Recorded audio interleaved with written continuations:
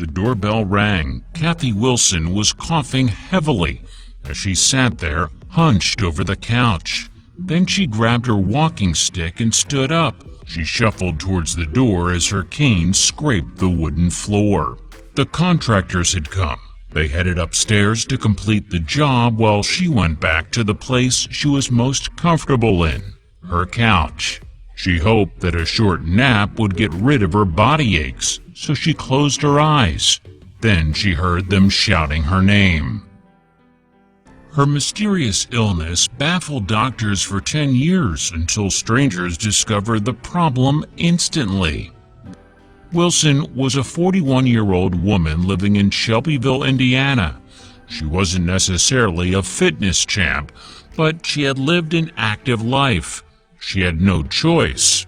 She had to work hard to provide for her family. But 10 years ago, she got sick. She assumed that work and stress had left her worn out. But her daughter was concerned, and for good reason.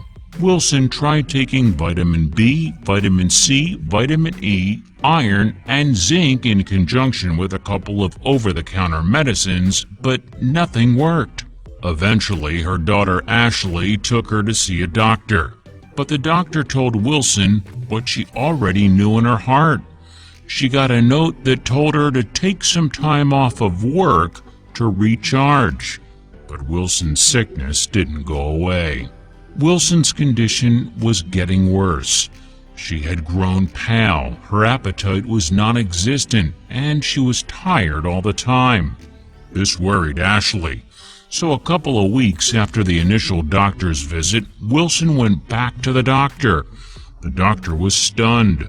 Wilson was young and strong, so she should have been able to overcome the flu by now. Now, even the doctor was worried.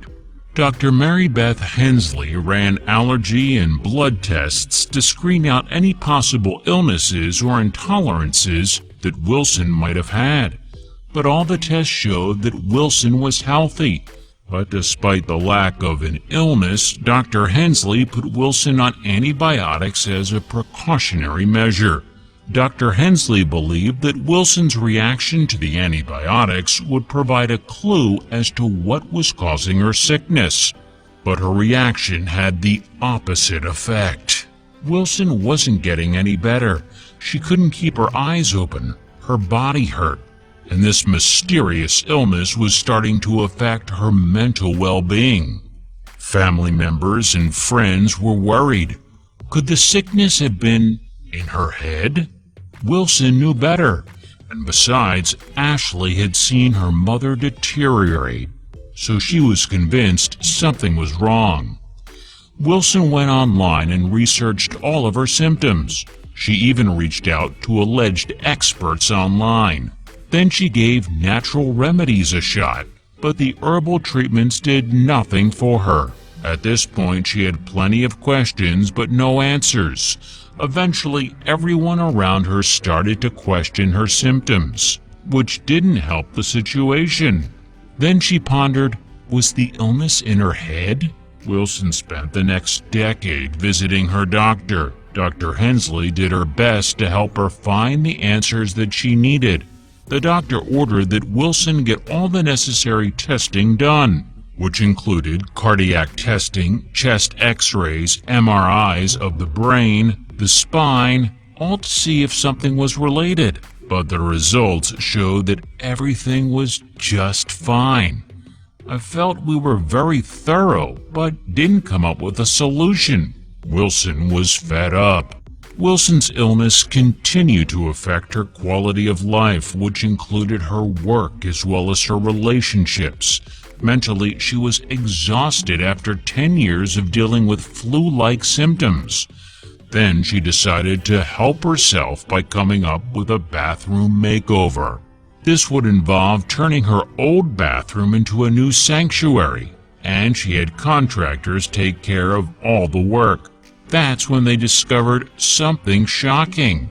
The contractor's forehead crumbled as he asked, "When was your water heater installed?" Wilson recalled that the installation occurred before she got sick. Her daughter Ashley was a child when it happened, maybe 10 years ago, she answered. The contractors were shocked because they learned that the water heater and furnace weren't fitted right, leading to a carbon monoxide leak in the house over the last decade. But carbon monoxide is toxic, isn't it?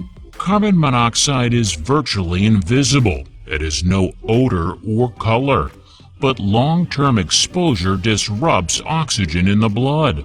Over time, it can damage the brain, the heart, and other organs. But tiny traces of carbon monoxide will cause symptoms like confusion, fainting, muscle weakness, and vomiting over time. Some people even experience nausea, headaches, dizziness, chest pains, and fatigue. In the worst cases, someone could lose their life. So how did doctors miss this over and over? The answer to Wilson's decade-long illness was clear. She had practically given up on ever finding a cause for the way that she felt. But thanks to the contractors and their unexpected discovery, she now had the answer she needed. I was shocked, she explained.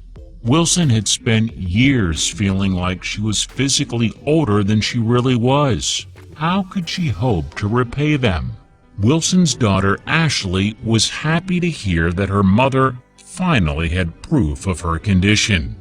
With the leak fixed, Wilson would finally become the woman she was.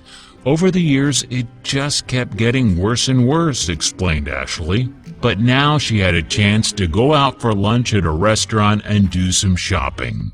There was still plenty of time for Ashley to bond with her mom. But could Wilson forgive doctors for not seeing the obvious? Wilson did get a new bathroom, but she also got a new lease on life, and she's feeling great. Her mind, body, and spirit are back in sync despite the fact that she's still recovering from years of exposure to carbon monoxide.